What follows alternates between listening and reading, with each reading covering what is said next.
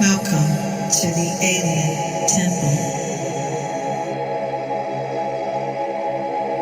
Alien Temple, the greatest show on air.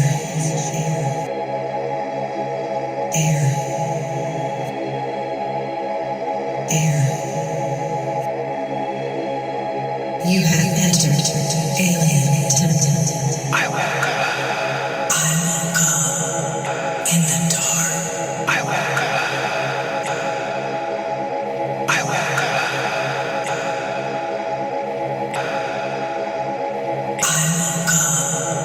in the dark.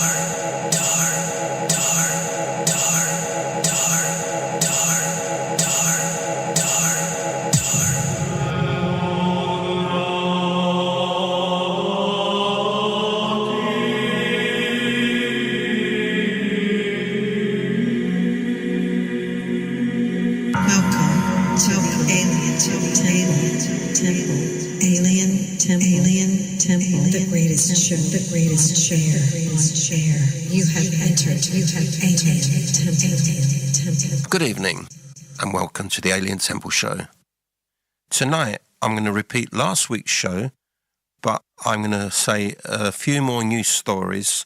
So tonight's show is going to be completely all about Nigeria. It won't be half of the show or 2/3 of the show. It'll be all about Nigeria from start to finish.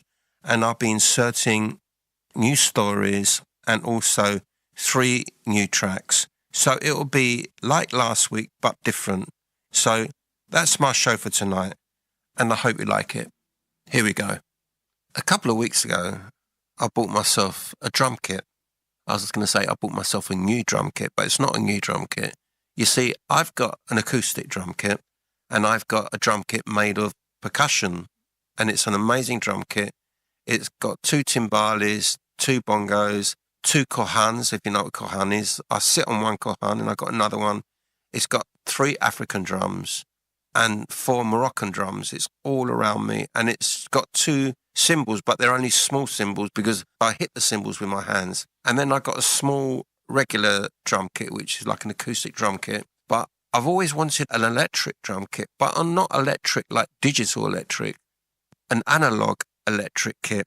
And I wanted one from the 80s. In the 80s, there was only 2 companies really which were in the limelight, which were making these electric kits, which were analog. One was Simmons, which is the most popular one, and the other was Pearl. Now, Pearl are a really big brand, and they make regular drums. Now, my favourite was the Pearl kit. I've actually got what we call the brain, which is the main part of the drums. I've got a Simmons one, but I had no pads. But I saw the Pearl one and it blew me away. It's almost like a synthesizer. You can go into the parameters, you can go in all the settings and change it, and it's all analog and it sounds wonderful. Anyway, I've been looking all years ago, and I just stopped looking. And then suddenly I saw one for sale in Cyprus. And so I looked at it, and it wasn't in good shape because these kits were manufactured in 1983, and it's 2025 now, so it's really old. And it wasn't in good shape, but I got it. I bought it. I took it home, and I spent about a week on it, and basically I covered the skins because there was cracks in the skins. It was obviously left for a long time in the sunlight, and the sun cracked them, but I covered the skins, restored the skins, and there was cracks, like the jack inputs were sunk into the pads. So I managed to open them, and they were cracked. I bought this glue, which is really powerful. It's literally not like super glue, but it's better than super glue. And it glues within minutes of when you put it on. So I got this electrical spray for contacts, which is quite expensive. You can spray it, and there's no fear of it shorting or anything. It cleans all the dirt and everything from all the contacts. I sprayed all of it, and I managed to fix everything. But the brain, what you call the brain, the main part, the synthesizer, because it's like a synthesizer, you turn it on, nothing was happening. And then you kept on turning it on, and it like flashed like it's going to go on, and it wouldn't go on. So I opened it up, and the switch was damaged. So I actually had a switch somewhere from an amplifier which I had, which I wasn't using. It wasn't working, and I was just going to throw it away. I saved it for parts, and I managed to find it. And you know, the switch was almost identical. It was amazing. You would not believe it. It's a Sony amp. So with my soldering iron, I took the old switch off, put the new switch on, soldered all the parts on. While I had it open, I sprayed everything, all the contacts, all the transformers, then wiped them clean. Put the cover back on again, turned it on, and it worked. And I got it all working and everything. Now, the hi-hat is an acoustic hi-hat. It's a real hi-hat. It's not an analog hi-hat. It's like an acoustic hi-hat. And I've got cymbals. I've got lots of cymbals. So I need to get some cymbal stands, because what I was going to do, I was going to have a ride cymbal, a crash cymbal, and what we call a splash cymbal, which is a small cymbal, which is a splash. I always like to have 3 cymbals. I know a lot of drummers have 4 cymbals, but I like 3 cymbals. So I had no drum stool, and all I had was this stool which I used, which I got from this shop called Jumbo, and it wasn't very good. And listen to this, you're not going to believe this. The other day I was walking to the garage to get my car because it was going to be repaired. And no, I took my car to the garage, and so I walked back, and I was on the way to the studio, my studio. And on the way back, there was this skip. And on the side of the skip, guess what I saw? A drum stool. And I'm not joking. Now, there's 2 types of drum stools. There's a drum stool, and you tighten it with this screw thing, and you adjust it. And there's the more expensive ones, which are hydraulic. So it's got a lever on the side, and you adjust it. And the seat's bigger and more cushioned. And that's what it was. It was the most expensive ones. Now, the Yamaha ones or the Tama ones, you can pay up to $250 for a drum stool, good one. And this one is better than all of them. Okay, it was left outside for a long time. It's got a little bit of rust here and there, but it's immaculate, absolutely immaculate. So I got myself a drum stool. Right, I've got a Roland Octopad, if you know what a Roland Octopad is. That was made in the 70s, so it's an old one. It's only MIDI. And so what I need to do is get a stand and put that on the stand, and I can get a stand. They sell them everywhere. And put it on a stand, and what I do is I got a Boss drum machine, and it's got some great sounds. I've got a load of drum machines. Honestly, I've got about 20 drum machines. I've got all the Roland ones, the 707, 727, 808, 606, the 505. The only one I haven't got is the 909, which was a really popular one. But I've got a Casio drum machine, which has got 8 sample pads on it. And it's a really old drum machine. I think it's called the RZ1. It's a drum machine which was made in the early 70s. And it's an analog drum machine. And it sounds exactly like a Linn drum. Sorry if I'm boring you. It sounds a lot like a Linn drum. So what I've done is I put 909 kick, 909 snare. I put all the 909 sounds. So it's like I've got a 909, a Roland 909. So I've got that. But for my Octopad, I'm going to use my Boss drum kit. It was either that or my Alesis. I got an Alesis SR16, which amazing drum kits. In their time, they were the first drum kits which you can tune all the drums, and an amazing drum machine. But the reason why I like the Boss, it's like a real drum, a real acoustic drum, and I can send a signal via MIDI to my Roland. When I play it, it will be like an acoustic kit. So if I put that next to the analog electric kit, I can play the analog, or I can just play acoustic. Right, if I confused you, I think I have, because I've totally confused myself. So that's what I'll be doing. I haven't done that yet, but that's what I'll be doing. I've got to find time to do that, because it's really difficult, because my workload is crazy at the moment. But yeah, that's what I'm going to do. Anyway, let's move on. I've bored you silly, haven't I, with drums, but you know I'm a collector of drums. I've said it in previous shows. I've got drums, percussion. I've got percussion which is old. When I say old, 60, 70 years old. I've got this frame drum which is almost 100 years old. It's almost falling to bits. The craftsmanship on it is amazing. And I've got tambourines which are over 50 years old. I've got Moroccan percussion. I've got African. I've got Egyptian. I've got percussion from Ireland as well. All the different types of percussion. I've got timbales. Oh my God. I just can't stop even now. If I see some percussion and it looks really interesting, I'll buy it. I'm an addict. In the old days, I was an addict to watches. I've got over 300 watches, and I'm talking about Omegas, Rolex, Boulevards, Secondas, Acuras, all the big names. I've got all of them, and I've just got them in shoeboxes, and I keep saying to myself, I'm going to display them, because what's life about? You get these things, you might as well put them down and enjoy them. I was talking in one of my shows that it's good if you got something and you look at it, and when you look at it, it makes you feel happy.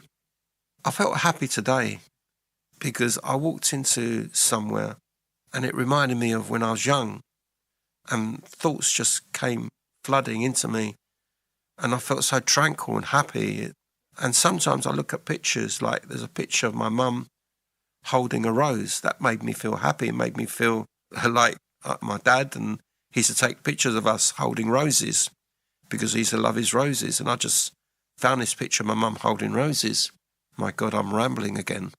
But yeah, I'll make this quick because I need to play some music as well.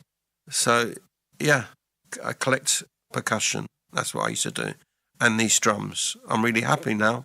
I've got myself an analog electric pearl drum kit, which is amazing.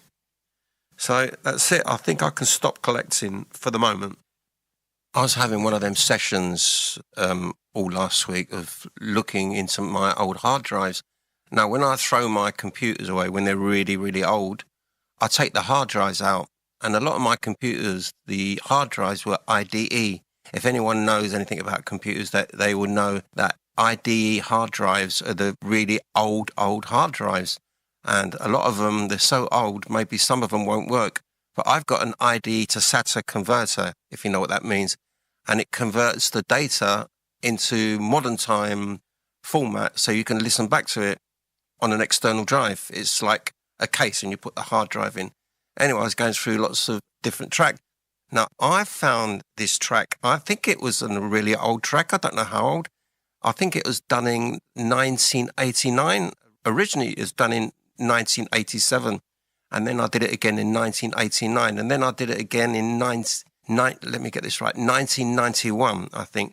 And that was the original demo from the track I did, which went on the Fuse 2 album, which was recorded in 1993, I think, somewhere around there, or maybe in 1994, somewhere around there.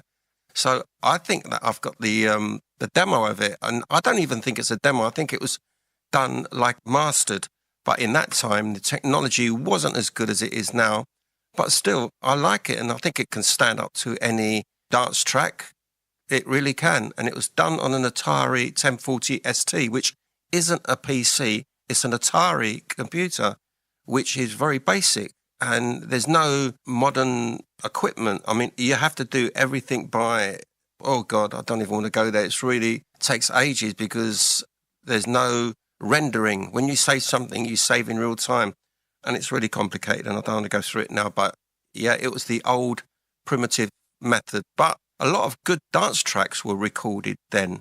I mean, my favorite dance tracks, like especially the kind of vocal trancey tracks were recorded then in the 90s, and they still stand up. So I think this one still stands up. So what I'm going to do is I'm going to play it, and it's 6 minutes long, which is okay. And then there's some other tracks I found. I found about a handful of tracks, but I'm not going to play them all because I haven't got enough time. But I'll play about 3 or 4 of them. I'll put them back to back and play them like now and then on the next selection. Okay? I'll do that. So what I've also found was these collection of tracks I did where there's just percussion and my vocals and nothing else, no instruments. So half the percussion is done with my vocals, and it's done in that kind of African style because, as I said before, when I came back from Nigeria, I was in that mode for a long time, and that's all I wanted to do. So I did a lot of tracks, and I've lost a lot of them tracks on computers which have gone down, but I've managed to retrieve them from the hard disks that I've taken from the old computers, because I never throw the hard disks away. But because they're IDE, which is really old, and now we're SATA, and I found all the old tracks, and I'm going to play 3 tracks, and the final one will be a track where it's all percussion and my vocals, and most of it will be my vocals done in a kind of rhythmic way. I'll say that again, in a kind of rhythmatic way. That's it. That's a new word. Never heard of that word before. Rhythmatic. In a kind of rhythmatic. Yeah, rhythmatic. Okay. In a kind of rhythmatic way with the percussion underneath. And of course, there's going to be a kick drum going, not right from the start, only sort of intermittently. So yeah, I'll be doing that. So that will be coming up as the next selection. So I hope you like it. Okay. Here we go with this selection now.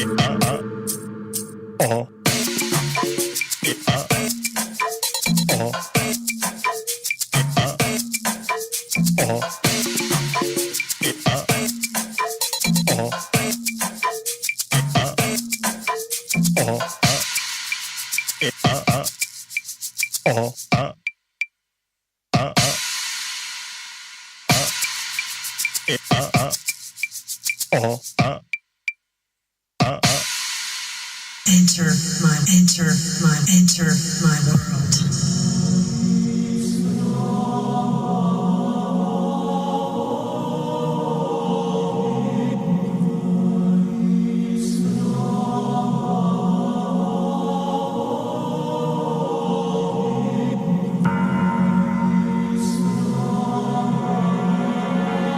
Welcome to the Alien Temple. Join me on this magical, mysterious, magnificent, musical journey. If there's only one show you've got to listen to all week, let it be the Alien Temple. So, enter my world every Saturday night from 10 o'clock to late. So join me, Harri Kakoulli, for the greatest show on this earth, the Alien Temple.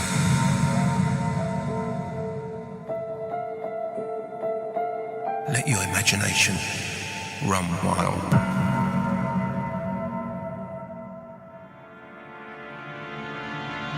Good evening and welcome to my show. I'm trying to think how I met this guy called Barney. I think it was through the Grant family.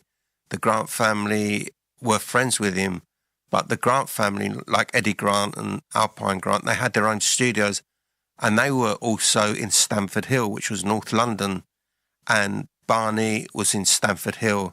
He was a lovely guy. In the daytime, he was a banker, and he was really good. Like, he'll be in the studio, like engineering or producing, and then suddenly the phone will go off and he'll be giving people bank details and everything, or he'll just say, hold on a second, and he'll take the phone outside, because at that time we didn't have mobile phones. He'll take the phone outside and you can see him with a little notepad and stuff like that. But he was a great guy, but he had his faults, and at the end, we just didn't get on well. But talking about this Nigerian thing, I had a lot of Nigerian people coming into Barney's studio. That's what gave me my big breaks. And there was one client who was like head of a church. It was a Pentecostal church.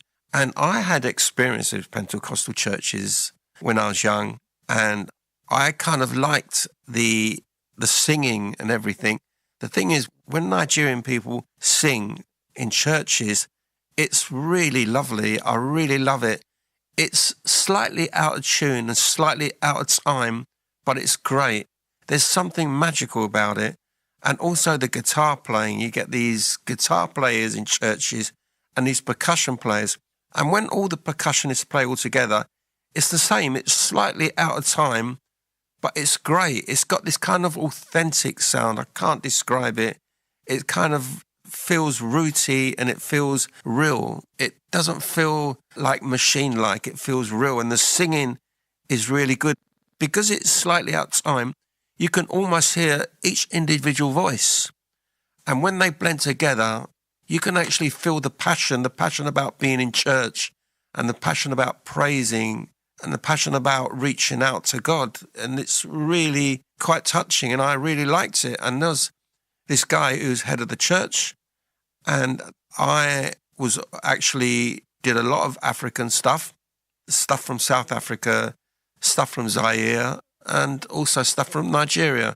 So I did that. And as I explained earlier in the show, that I was really good at that because I was really good at that because I did it a lot. I kind of like managed somehow to always do them sessions, do the Nigerian sessions and stuff like that.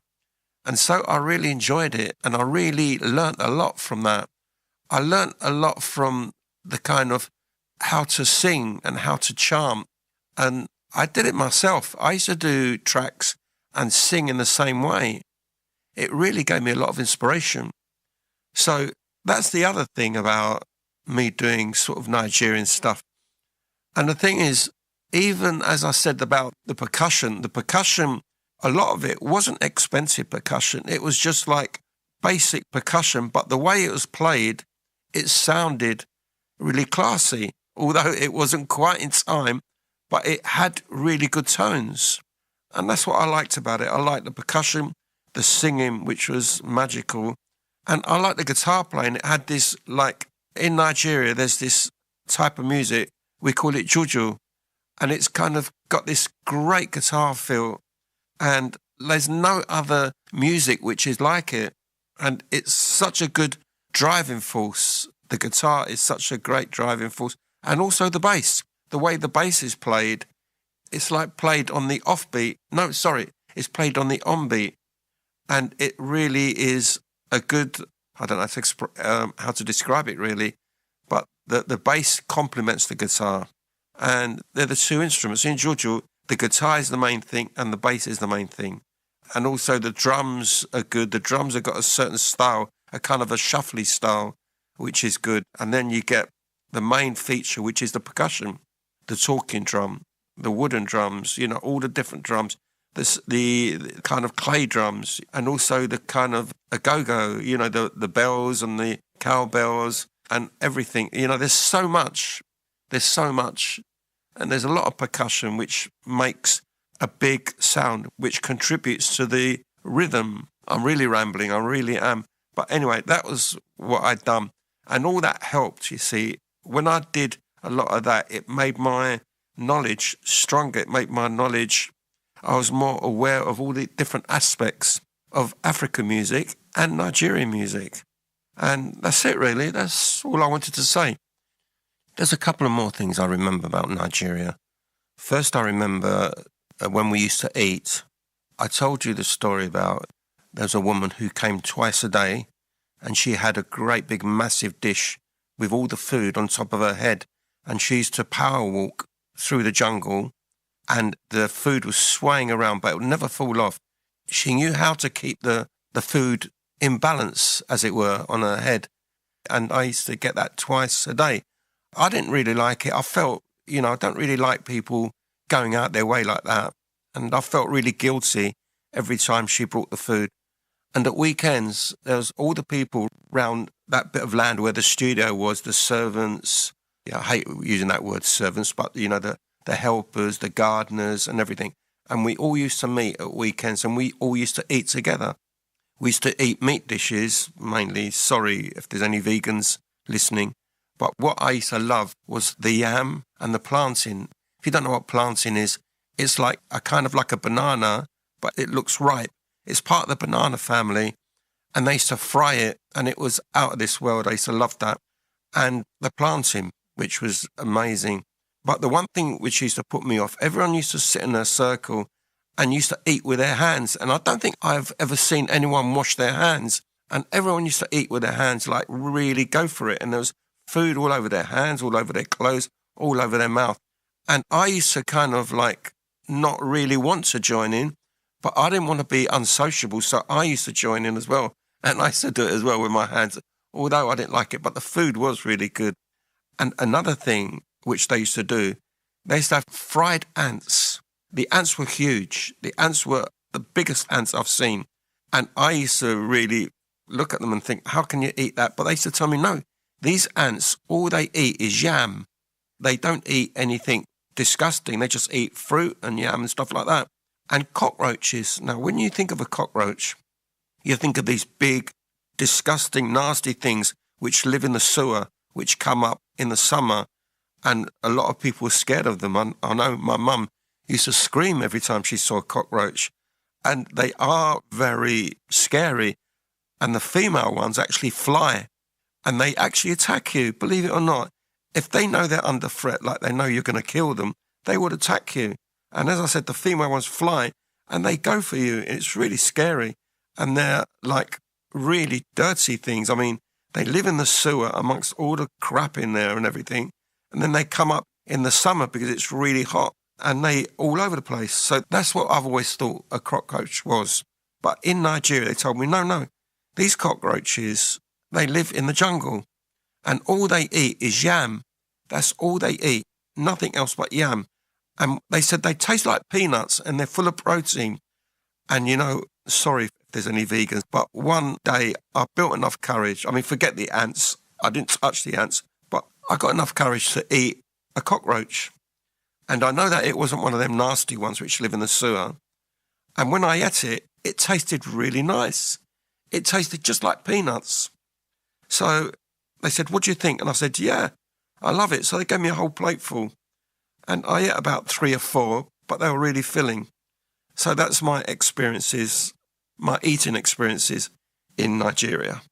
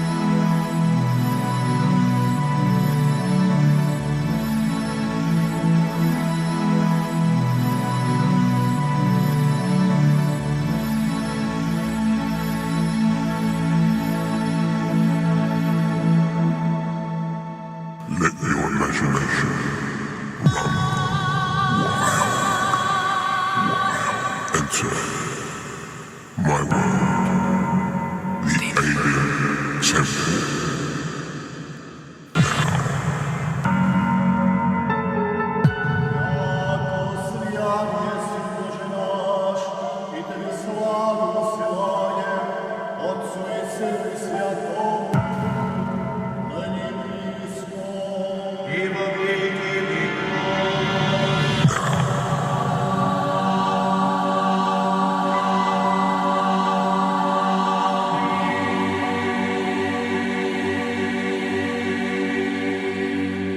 Welcome back. Welcome to the Alien Temple Show. And this is another funny story about Nigeria. It was when I used to go out with this guy who was the actual head of A&R at EMI in Nigeria, which was based in Lagos. We used to go out to bars and stuff like that. And he always used to drop me off home. When I say home, that was when I was working with Chris, when I was working at the TV studio, because I was working at the TV studio for a good few months, and he always used to meet me there. He used to drive absolute miles to meet me, and we used to go to bars and just talk. He used to talk to me, and he used to tell me his stories. Really fascinating guy. I mean, Odin was head of A&R at EMI Nigeria.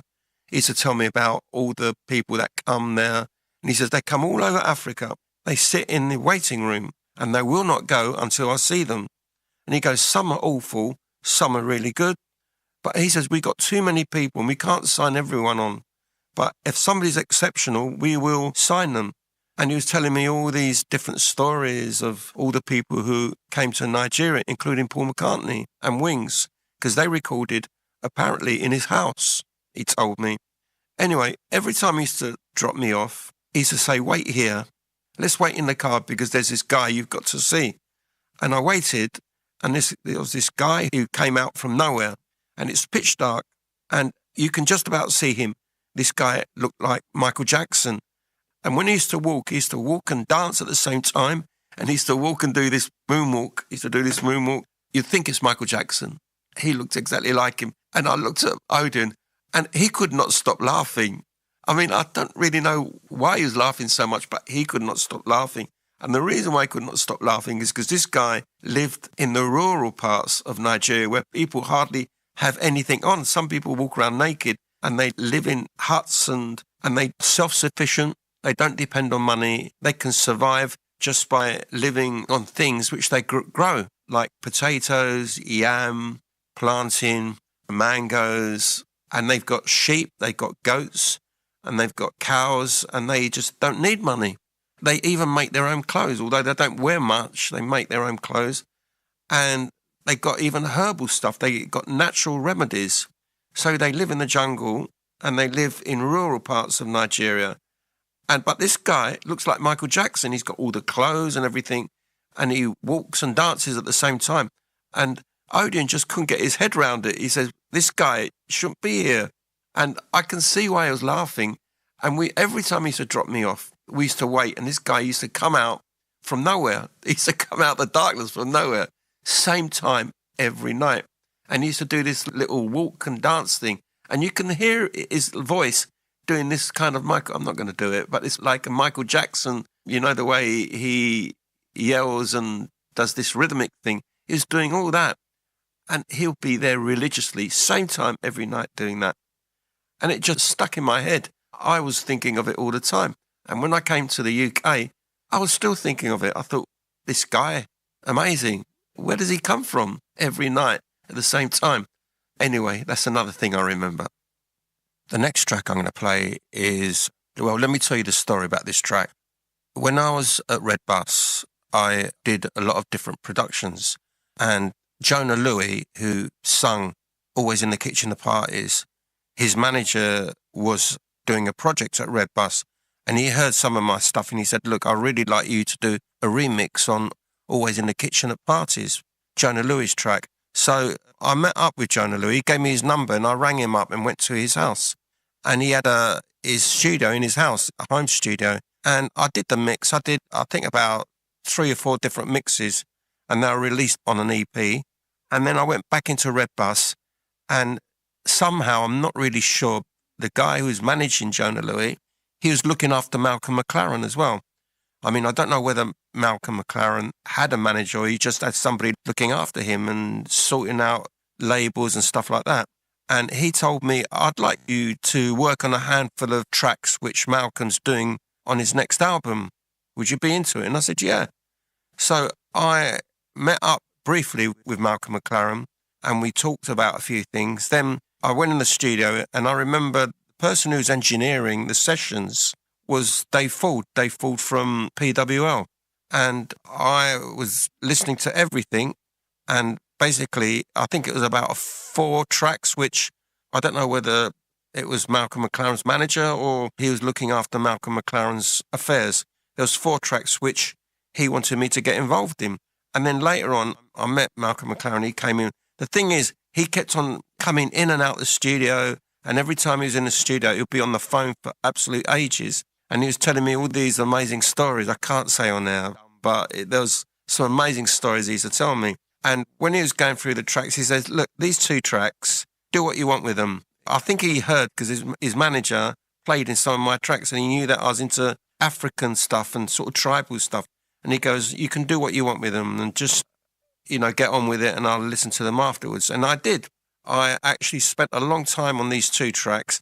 And in the end, I spent most of the time on the 1 track and I mixed it, but I couldn't find the mix because the mix I had, I'm not allowed to keep mixes because I was like the producer or the producer stroke remixer. I wasn't even remixing the tracks. The tracks were very basic. So I actually developed them. I actually built them up from nothing.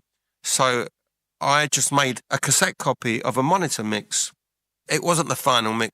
If you don't know what a monitor mix is, it's the mix which you do when you just put everything out roughly and then you listen to it and if it's not quite right, you go back and change it. Anyway, that's the mix I had and it was on a cassette. And shortly after that, I finished and I went and the management team, they just left these tracks for quite a few years. I'd done the recordings in the mid-90s.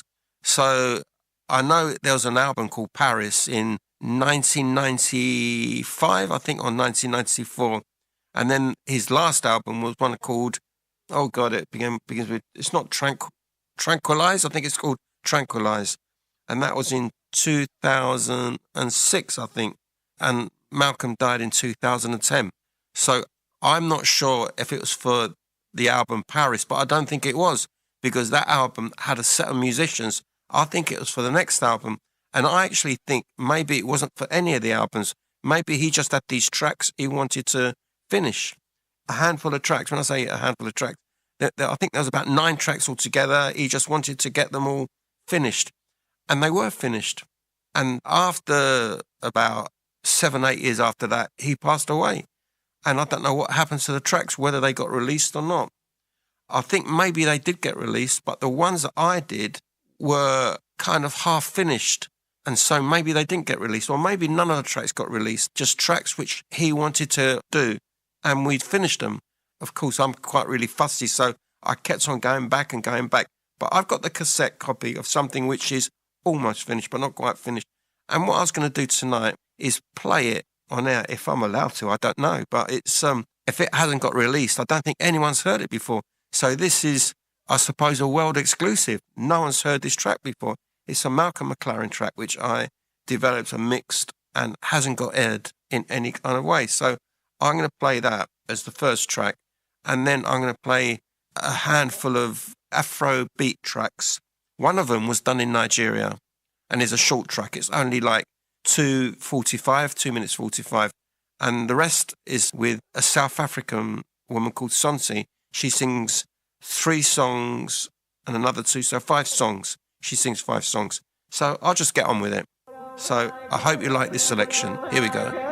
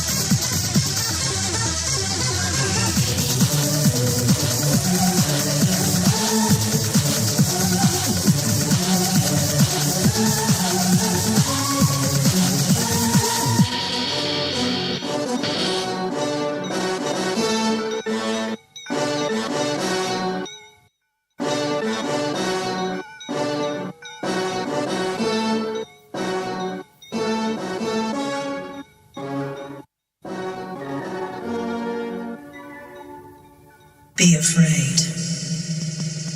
Be very afraid. Let your imagination run wild. Wild. Wild. Wild. Enter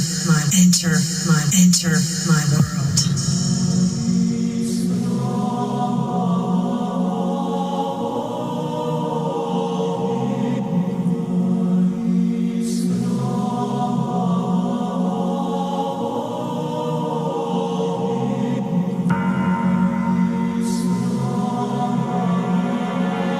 Welcome to the Alien Temple.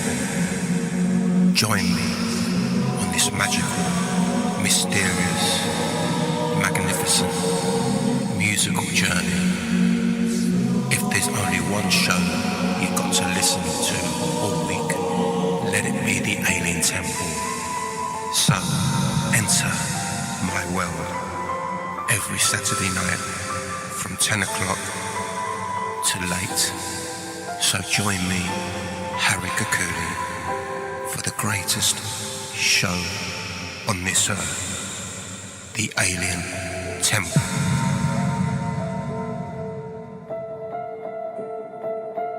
Let your imagination run wild.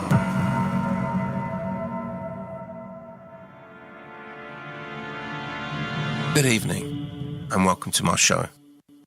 A few weeks ago, I did a show which was about my experiences in Nigeria, but I did not do all the show like that. I only did half the show.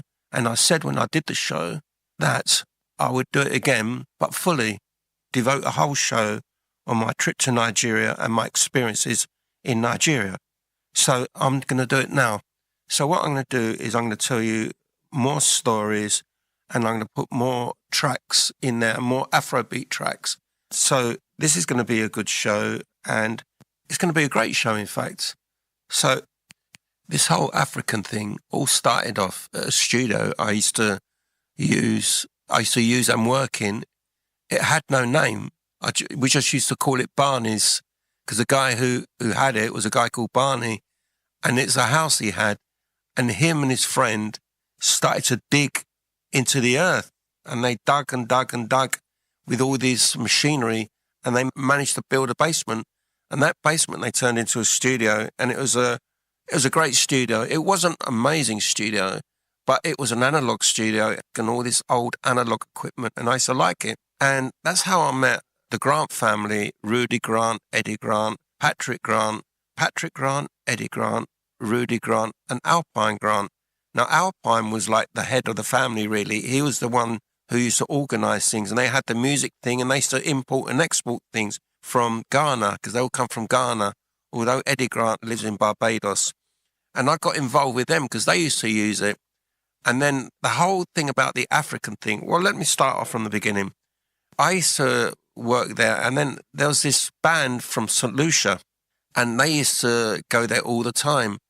And I used to really like reggae. I kind of grew up on it, really. So it was a reggae band, and they really used to like me. And they said to me, do you want to be our permanent engineer? So in every gig we do, you come and engineer for us. And I said, yeah, I'd love to, because I used to like their music. And we used to go all over the place. And they used to do the Notting Hill Carnival. And I used to be on the truck with them every year. I mean, I was engineering with them for about almost 3 years. And through them, I met another band called Masquerade. Now, this band were the biggest carnival band, and they were from Trinidad, and they did soca music. They actually introduced me to soca music, and I thought, oh my God, this is amazing. I used to love it so much. And through them, I met a lot of different people, plus a guy called Smokey Joe. He had a little shop with this other guy called Tim.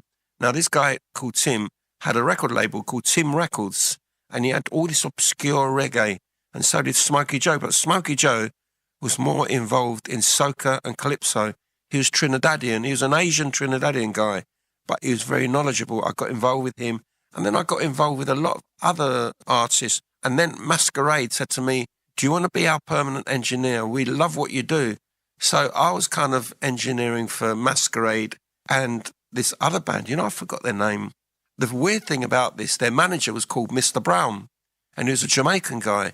And the lead singer was a woman, and she used to go out with Mr. Brown, and she never used to call him by his first name. In fact, no one knew what his first name was. She used to call him Mr. Brown. We all called him Mr. Brown. That was his name, Mr. Brown. None of us knew what his first name was. Mr. Brown, in the end, said, look, you can't do two. You either got to work for them or work for us. So I decided to work for Masquerade. Every Sunday, they used to play in this place called Dougie's in Clapson Pond. It's like a club where they play mostly soca and calypso. It was soca calypso on Sunday, and Saturday was the reggae night. And I was the only white guy there. And then the guy who owned it was a guy called Dougie. And Dougie said to me, we love what you do. Do you want to be our resident engineer? You engineer for our club?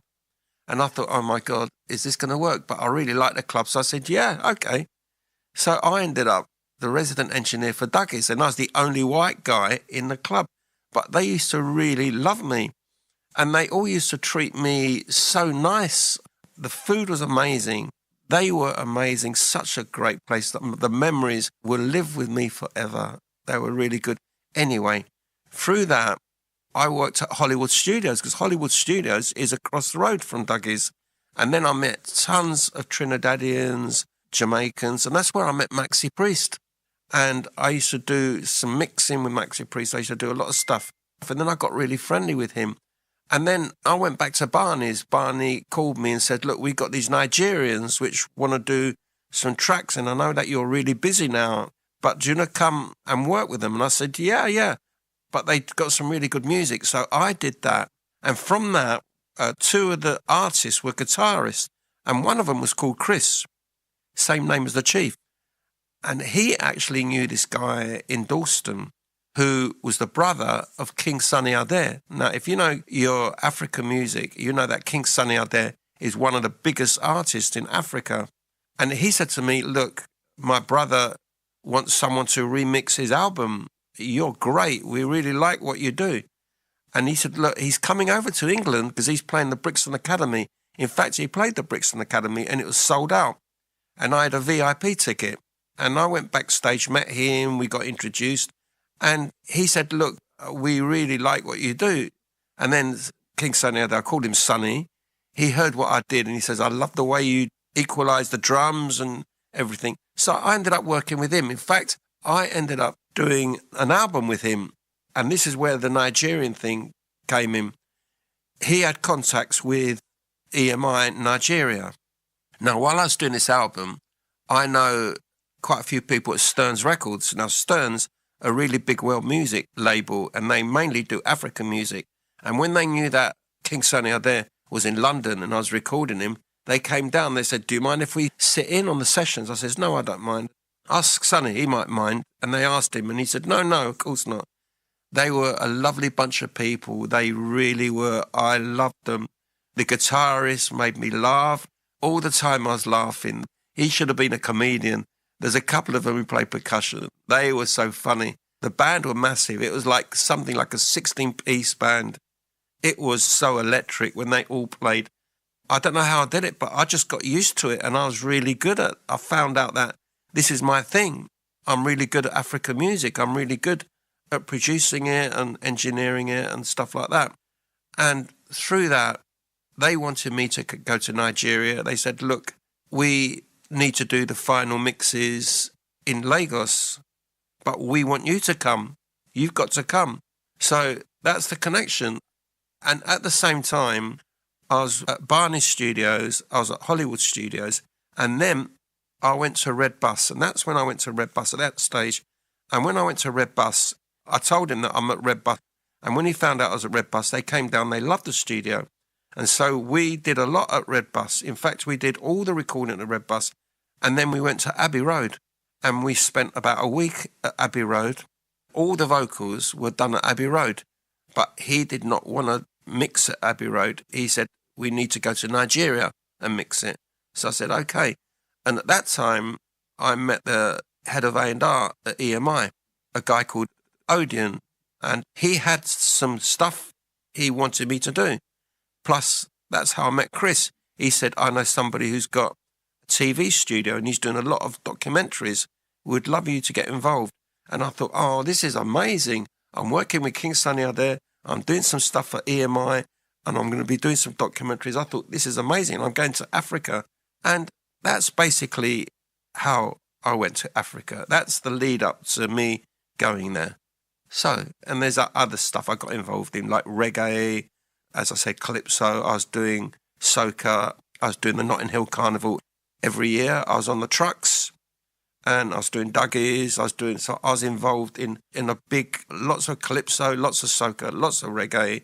Also, let me tell you this, the keyboard player who plays keyboards for Eddie Grant was an old boy. He's a Trinidadian guy, but he knew lots of African people, and it's through him actually that I met Odium, and he brought these Nigerian people, and we did a Nigerian version of that Michael Jackson song. Oh God, what's it called? I don't know. It's a really big one. It's Off the Wall. It's off the Wall album, and it's a really famous Michael Jackson track. But the singer actually sounded exactly like Michael Jackson, but he was singing in Yoruba, and it was all percussion and talking drums, and it was an amazing track. I wish I had it, but you know something, when I moved to Cyprus, it got lost with a lot of stuff. A lot of my really amazing mixes, I called them amazing because I thought they were amazing, they got lost. And through that's what Odeon heard, because it was an EMI project, and he loved what I did to it. So I had the stuff with EMI to do, and then I had the King Sunny out there stuff to do, and then I did the documentaries to do as well. So I went there feeling really excited, and that's how I went to Africa, and that's why I went to Nigeria. Quite a few years, about in the 90s, and it wasn't very good. I went there, and I was really excited to go there. It was like I had some great jobs there, recording top artists, working for EMI Nigeria in their Lagos studios, and also working in a TV studio doing TV shows and stuff like that. And it was really exciting, I thought, but in reality it wasn't that exciting. Yeah, and I'm going to talk about that right through. And what I'll be doing is I've been looking for a lot of my tracks which are kind of Afrobeat orientated. Does it make sense? That word, does it exist? Orientated, yeah. And a couple of tracks which I did in Nigeria. I mean, I did a lot of stuff there. I left them there. I didn't take much with me. In them days, we didn't have the internet technology, so you can back them onto a cloud. I don't think there was such a thing called a cloud then. So you literally have to save it onto, I don't even know if there was USB sticks then, but it wasn't so easy like it is now. But I've got about 2 or 3 tracks which I did in Nigeria, and I'll be playing them. And also stuff I did in the UK and here in Cyprus, which are very Afrobeat orientated.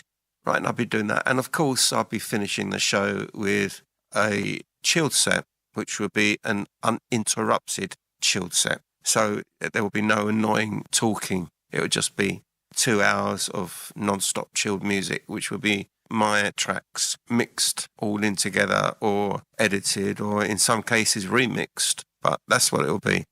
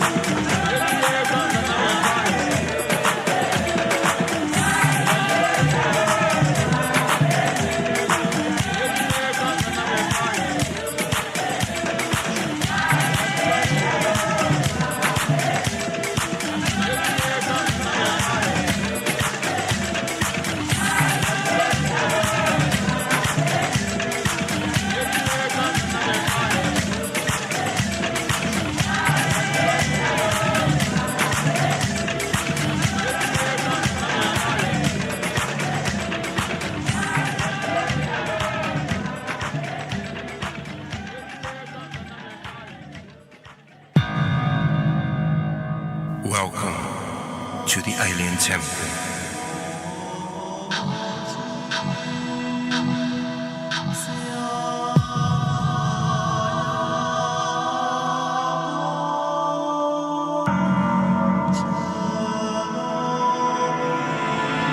Welcome to the alien temple.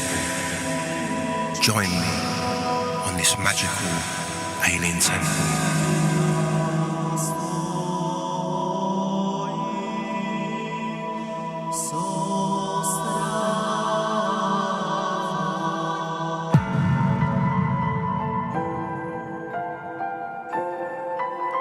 Every Saturday night from 10 o'clock to late. So join me, Harri Kakoulli, for the greatest show on this earth, the Alien Temple.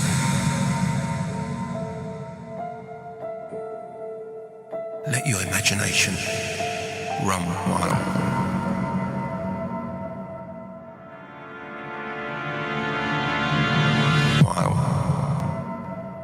Welcome back. The weeks went past and the months went past and I was getting really anxious. I didn't know what was going on and I enjoyed it at first and I still enjoy the studio work and I enjoy being in a great studio. But there was stuff which I saw which used to really shock me. Chris is the chief. He had this thing that if somebody betrayed him or if somebody did something which he didn't agree with, he'll publicly beat them up. When I say beat them up, he'll get them just in their underwear and they'll be in this make-do cage which was made of bamboo and he'll be in there with a whip and he'll be whipping them and there'll be all his servants and all his close friends and they'll be cheering him and laughing and the guy will be saying, sorry, I'm so sorry, and he'll be doing this for about 10 minutes and he'll be whipping him like really severely and I couldn't really go there. I couldn't really look at it. It was really horrible. Things like that used to put me off. And he used to do things like he used to publicly humiliate people. Like if somebody did something wrong, he would shout at them and make them feel like rubbish. I didn't like that as well. And he was always in the bank. He was doing all these deals with the bank manager. As I said previously in my show, there's a lot of corruption. Not in Nigeria, but within a few places in Nigeria, there's a lot of corruption. Now, he used to laugh about it, like he's going to punish someone. And I didn't think it was really funny. Not at all. I didn't find it one bit funny. And it really made me want to go. And sometimes I would hint to him and say, look, what we're going to do, when it was getting to the end of my visa, he extended it. And I don't know how he extended it. He's got contacts. In fact, he extended it 3 times. I was meant to be there first. I was meant to be there for 3 months. And I ended up being there like 8 months. And so I was getting near the 9 months, which was like every time. No, he extended it twice. So I was meant to be there 3 months. He extended it to 6 months. And then he extended it again to 9 months. And that's when I decided to go.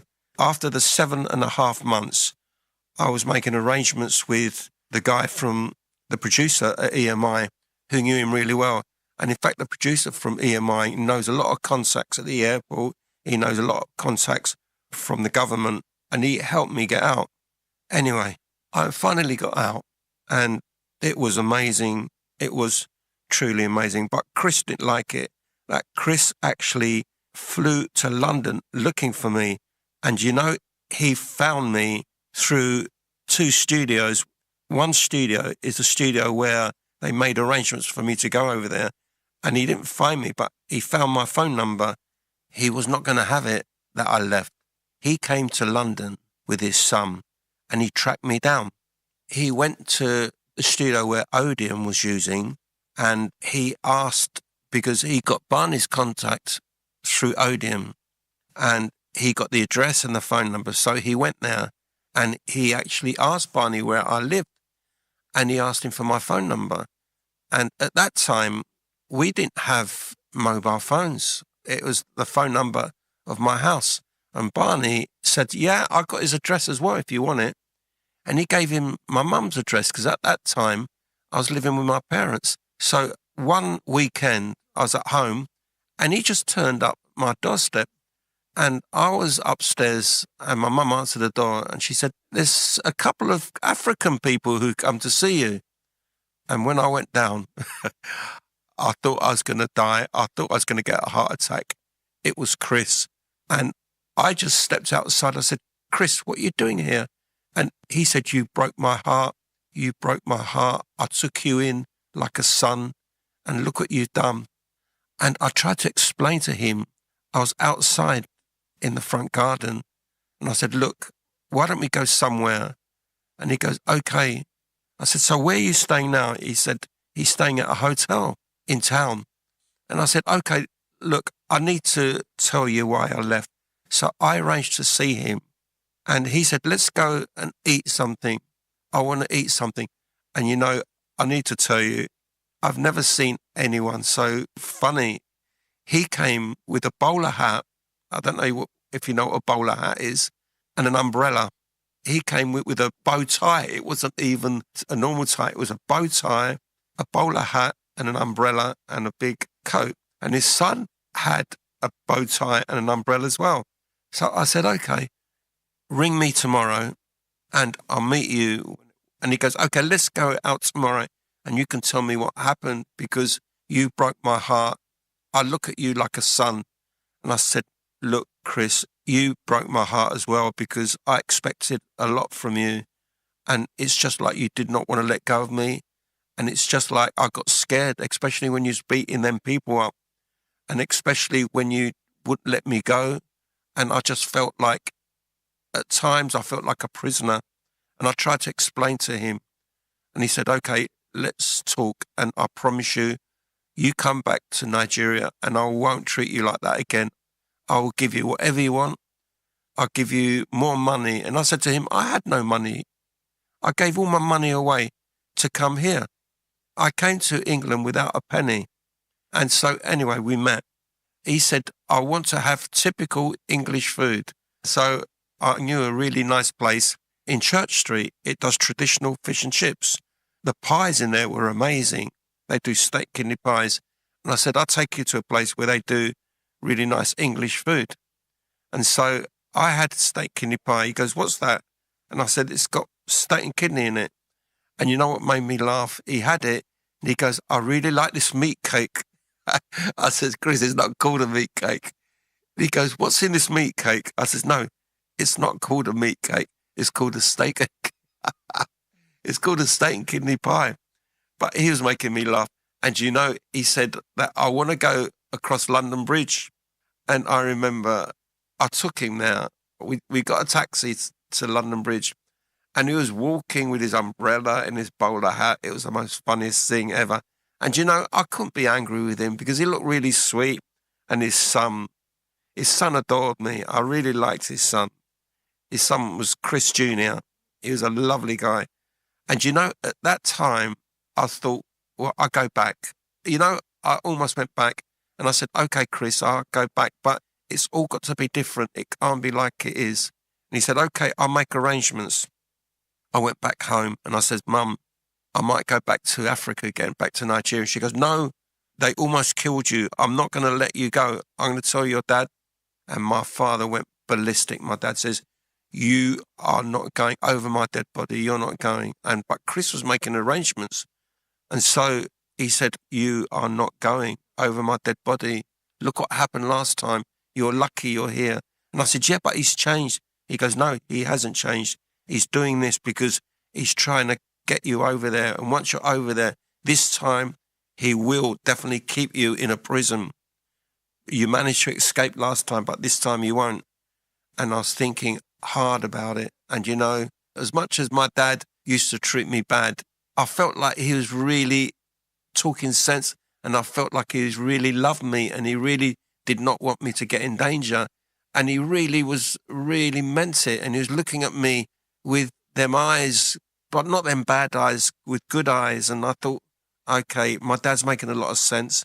So I met up. I thought I'm going to tell him face to face. And I told him, but I didn't say the reason why. I said, look, my parents don't want me to go and they really don't want me to go, but you got my number. And in the future, in the near future, I will come, but I can't come right now. And he was begging me. And I said, look, Chris, I can't come right. Not now, I can't come. But I will think about it. You've got to give me space. And you know, he did. He did. He gave me space. He stayed in the UK, in London. He did all the tourist bit and everything. And we went out again and had another meal. And he went back and he left it like that. He didn't bother me after that. And that was the end of that. That was the end of that chapter. Okay, let's move on now.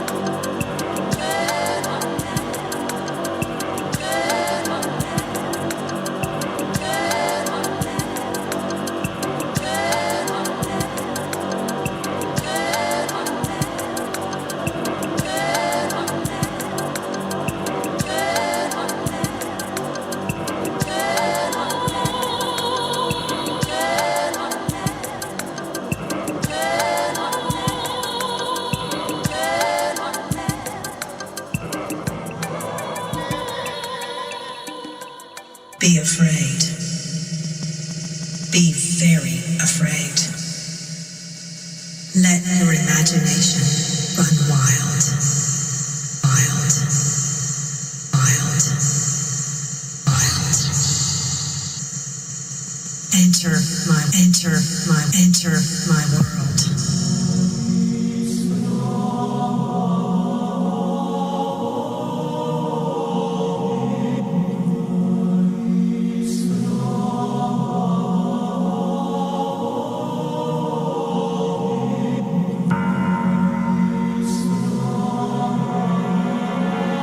Welcome to the Alien Temple. Join me on this magical, mysterious, magnificent, musical journey.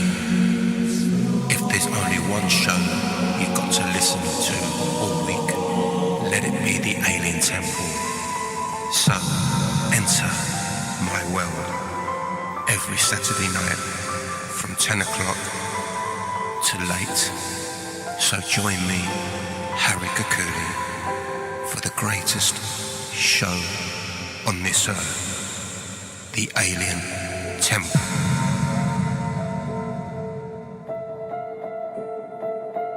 Let your imagination run wild.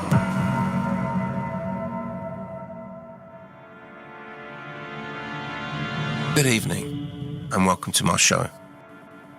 There's another few stories I want to tell you about Nigeria. The first one was Chris, who's a chief.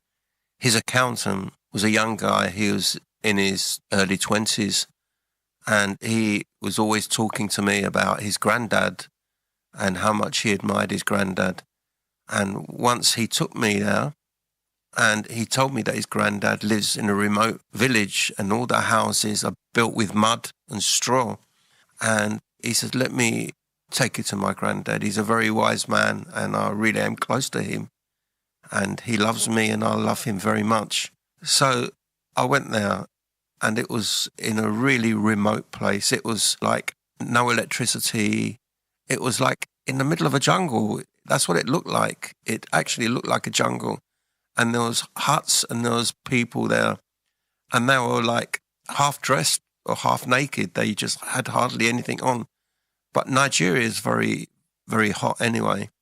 And he took me to his uncle and he says, his granddad.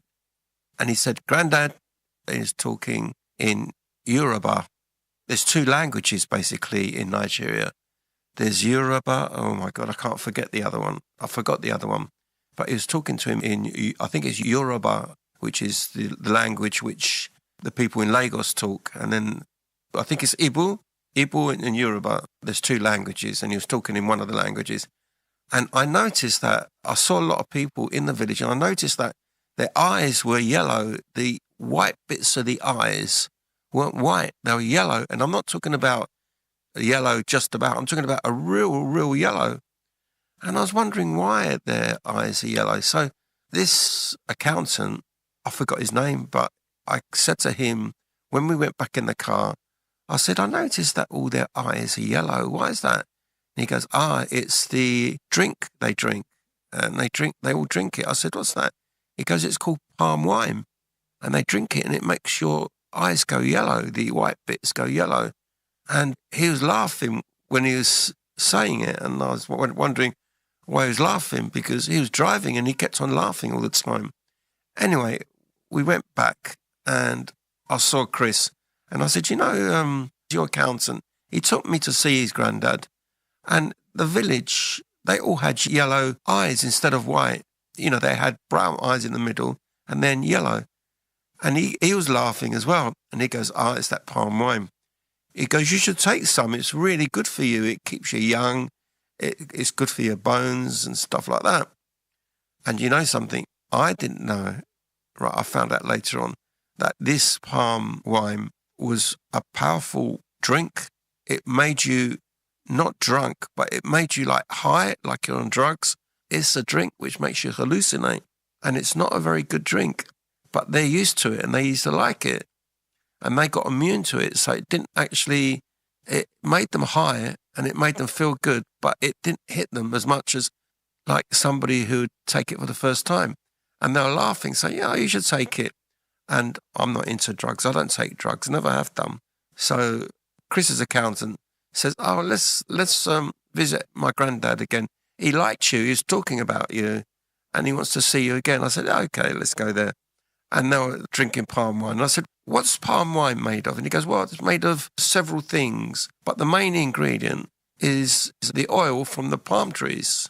And we keep it for a long time until it goes slightly off. And then we put other things in it. And we put sugar in it to make it sweet and we drink it. And then he goes, why, do you want some? And I said, yeah, I heard that it's good for you. And he laughed and he goes, yeah, it's very good for you. And so I drank some. And, you know, I thought I was going to die. I could not breathe.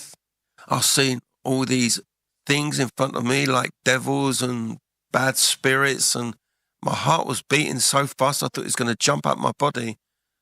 And my legs were feeling like rubber. My arms were feeling like rubber. I couldn't talk. It was like I was biting my tongue.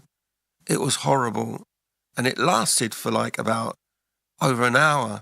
I just could not do anything. I slumped in the corner and I was just like freaking out, basically really freaking out. After an hour, it kind of wore off and I was very angry that they didn't tell me what it was. I was very angry because I don't take drugs and it stayed in my body, not the drug, but the after effects stayed in my body for about, 5-6 months. It kept on haunting me. It was like having a bad trip, I suppose, like taking acid or ecstasy. It was like that. It was not good. But looking at them, they were taking it every day and it didn't do anything to them. So that's palm wine. I don't know whether it's their special recipe of palm wine or whether that's what palm wine does. When I came back from Nigeria, it was a really bad time, but there was good things as well because it changed the way I recorded tracks. It changed the way I played percussion. I learned a lot from Nigerian percussionists and I learned a lot about percussion and the various ways of playing the percussion. But one thing I did learn was I picked up this way of singing and I was doing this kind of African chant. I kind of was really fascinated with this kind of African chant, especially the way the Nigerians did it. And juju as well, this kind of music where you play with guitars and it's a kind of like, it's a great rhythm. It's really good. And I picked that rhythm up, which I really love. As I was saying, let's go back to this vocal thing. I was really fascinated by the way people used to make tunes out of just percussion and vocals and sometimes just vocals. And it was so rhythmic. And I'd kind of developed that and worked on that. And I did this album called Surreal. I played you tracks from that album before, but I've always played the same tracks. And there's other tracks on that album which I haven't played, which are the more percussive tracks.